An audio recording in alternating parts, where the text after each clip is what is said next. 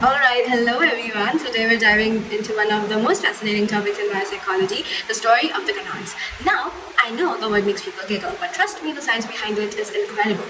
These little glands decide far more than just reproduction. They quietly orchestrate growth, behavior, and even parts of our identity. Let's take this step by step. Let's start by clearing up a huge myth, the one that textbook calls the mama mama assumption. Men are men and women are women. Sounds obvious, right? But biologically, that's not how it works. Both males and females have the same hormones, just in different proportions. And the star of today's lesson, the gonads, are the main factories behind these hormones. So before we even talk about testosterone or estrogen, remember this: biology doesn't deal in absolutes. It works on gradients, balances, and ratios. Gonads are the primary sex glands, the testes in males and ovaries in females. They have two essential jobs. First, to make gametes, sperm or ova. Second, to secrete sex hormones that guide development and behavior. Every cell in your body, except sperm and egg, carries 23 pairs of chromosomes. Of these, one pair determines their genetic sex, XX for females, XY for males. Now, here's where it gets interesting. The Y chromosome carries a gene called SRY, short for sex-determining region of the Y.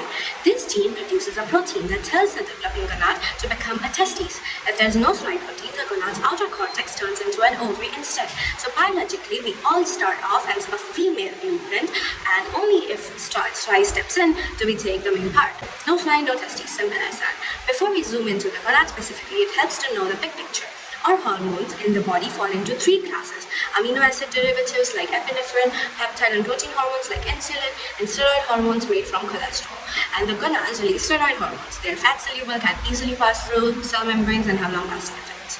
These steroid hormones come in three families. A good mnemonic is AIM. Androgens like testosterone, progestins like progesterone, and estrogens like estradiol. Now remember, both sexes make all three.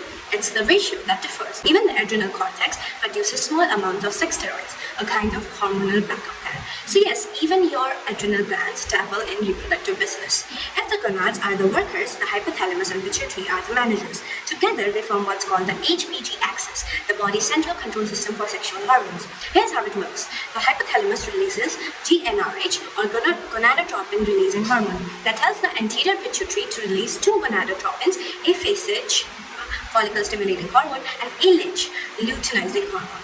These travel through the bloodstreams to the gonads, which respond by producing androgens, estrogens, and progestins.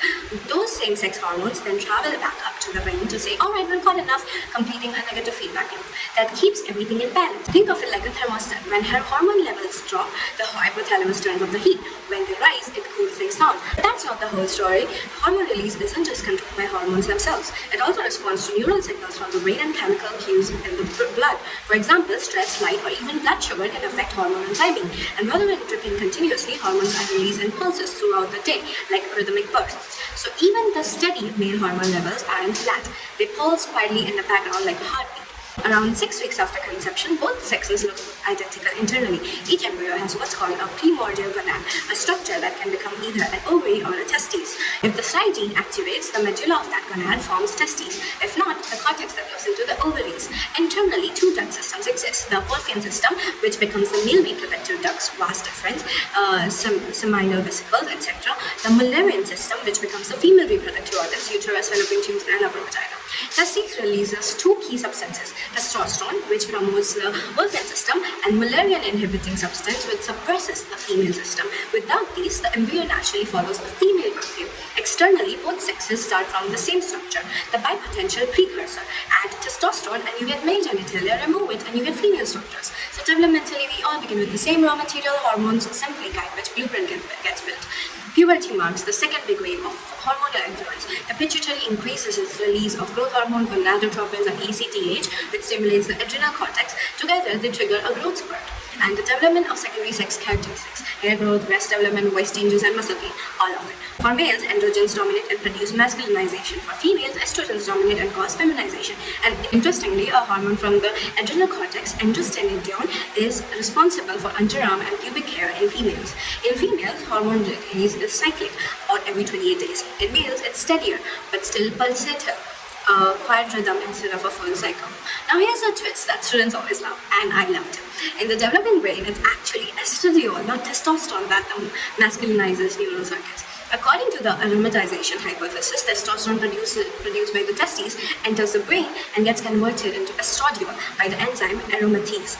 That estradiol shapes brain regions that control male typical behavior. But what about the female fetuses? They are protected by alpha-fetoprotein, a substance that binds to the mother's estradiol and keeps it from entering the brain. This ensures that female brains don't accidentally get masculinized by the mother's hormones. And this is where a famous study comes in. In 1959, Phoenix and colleagues conducted an experiment showing that exposing female animals to testosterone before birth led to male typical behavior later on. That was the first solid proof that hormones don't just organize the body, they program the brain too. Sometimes this system doesn't follow the usual plan, and that's where things get really interesting. First, there is androgen insensitivity syndrome, AIS, someone genetically male, XY, whose cells can't respond to androgens despite having testes they develop as a woman externally. Second, androgenital syndrome or congenital adrenal hyperplasia occurs when the adrenal glands release too many androgens in a genetic female. This can cause partial masculinization of the body. Finally, the famous David Reimer case, a tragic example of how biological sex and gender identity can diverge. After a surgical accident, David was raised as a girl, but later reclaimed his male identity as an adult. This case showed that identity has deep biological roots that can't simply be reassigned through upbringing. These stories remind us that sexual development is not a simple binary. It is a complex interplay between genes, hormones, and the brain. So let's tie it all together. Gonads are small glands with massive responsibilities. They produce gametes, release sex hormones, and work under the careful supervision of the hypothalamus and pituitary. The HPG axis keeps hormone level balanced. The SRI gene decides gonadal fate, and hormones like testosterone and estradiol skirt both our bodies and our brains. And as we saw, exceptions like AIS and David Reimer remind us how biology and identity are not opposites but intertwined threads of human diversity. So next time you hear the word hormones, don't just think of mood swings, think of the molecular symphony that built you. Thanks for watching, and remember, science doesn't just tell us how we're built, it tells us how beautifully complex being human really is.